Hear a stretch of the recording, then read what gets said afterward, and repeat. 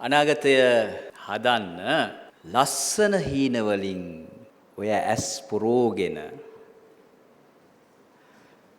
මේ මනෝ මන්දිරයේ එහා මෙහා සැරිසරන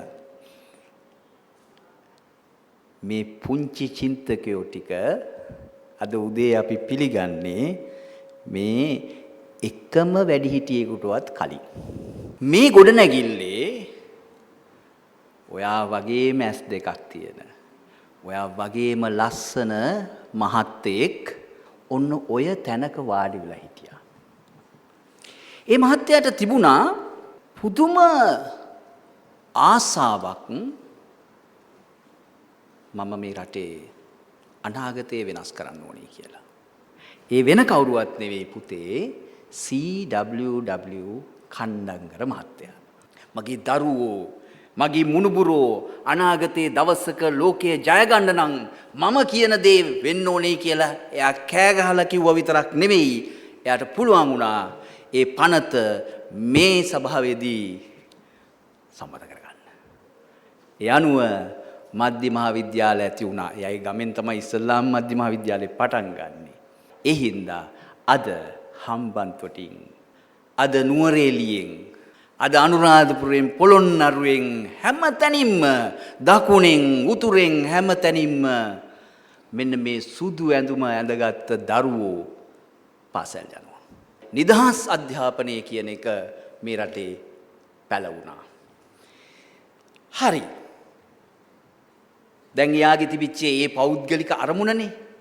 ඔන්න ඔය පුටුවේ ඉඳගෙන න්යා එක කිව්වේ. දැන් මගේ දූලා පුතාලගෙන් මම ප්‍රශ්නයක් අහන්නද?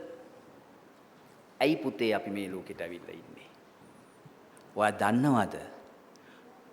ඔයා කොච්චර වටිනවද කියලා? ඔයා ලෝකේ ඉන්නවා බිලියන 8.1ක් මිනිස්සු. ඒ අතරින් ඔයා වගේ ඒගොල්ලන් ඉන්නේ කී දෙනෙක්ද? එක්කෙනයි. එතකොට මේ ලෝකේ වෙනස් කරන්න මොනවා හරි දෙයක් කරන්න පුළුවන් වෙන්නේ ඔයාට.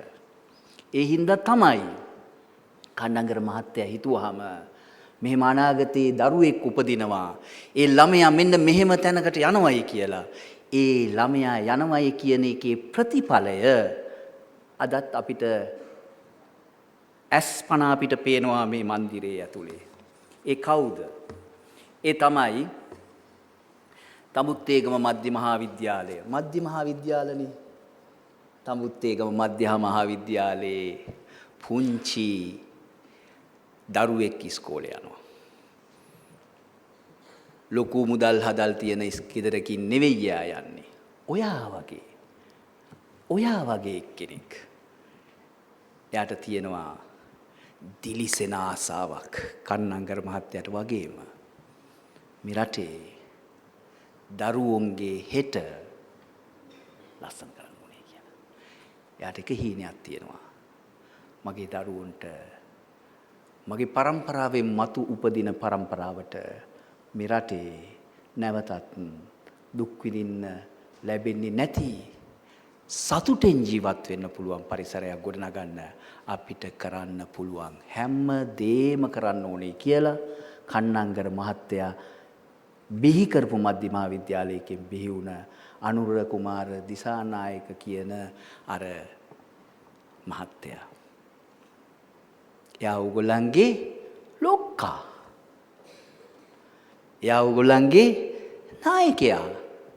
එයා කියනවා හරි පුතේ දැන් වෙලාව හරි. අපි පොඩි දේවල් ටිකක් කරමු. මොනවද අපි කරන්නේ? එයා කියනවා ඔව් අපි පාරවල් ටික සුද්ධ කරගමු.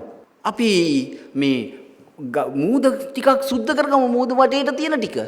ඔව් අපි සුද්ධ කරගමු. හැබැයි ඊට වඩා දැවැන්ත කතාවක් යා කියනවා. අපි එකතු වෙලා හිත චුට්ටක් සුද්ධ කරගමු. කාර්යාල වලින් තමයි රටවල් හැදෙන්න ඕනේ කියලා අපි හිතාගෙන ඉන්නවා. කාර්යාල වලින් රටවල් හැදෙන්නේ නැහැ. රටවල් හැදෙන්නේ මිනිස්සුන්ගෙන්. අපිට ලොකු වගකීමක් තියෙනවා අපේ මේ රට හදාගන්න. අපි කියනවා ඉස්කෝලේ චුට්ටක් සුද්ධ කරගමු. අනිත් එක්කෙනාට thank you කියමු.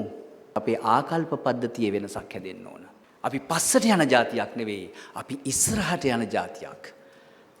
මේ අවකාශයටත්, ඔයාගේ ගෙදරටත්, ඔයාගේ ගමටත්, ඔයාගේ ලෝකයටත්, ඔයාගේ බිම යට තියෙන එකටත්, ඔයාගේ මූදටත් වග කියන්න ඕන ඔයා.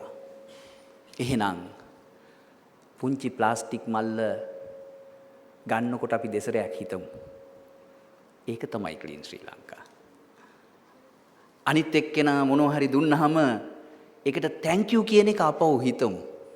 ඒක තමයි ක්ලීන් ශ්‍රී ලංකා. ඉගෙන ගන්නකොට අපිටත් වගකීමක් තියෙනවා ඉගෙන ගන්න. අම්මලා තාත්තලාට විතරක් නෙවෙයි කියලා ඒකත් හිතමු. ඒක තමයි ක්ලීන් ශ්‍රී ලංකා. දැන් අවුරුද්දට ගෙවල් සුද්ධ කරනවානේ. අපි අපේ ගෙදර ලස්සනට සුද්ධ කරගමු. ඒක තමයි ක්ලීන් ශ්‍රී ලංකා. අපි නැකත් ටික හරියට කරමු. ඒක තමයි ක්ලීන් ශ්‍රී ලංකා. හැබැයි මට හිතෙන ක්ලීන් ශ්‍රී ලංකා තියෙන්නේ හිතේ. අපි මේ සමාජයට ක්ලීන් කරන්න මේ දරුවන්ට මග හසර කියලා දෙමු. ඒගොල්ලන්ගේ ආධ්‍යාත්මික ගුණ වගාව දියුණු කරගන්න අපි ඒගොල්ලන්ට කියලා දෙමු.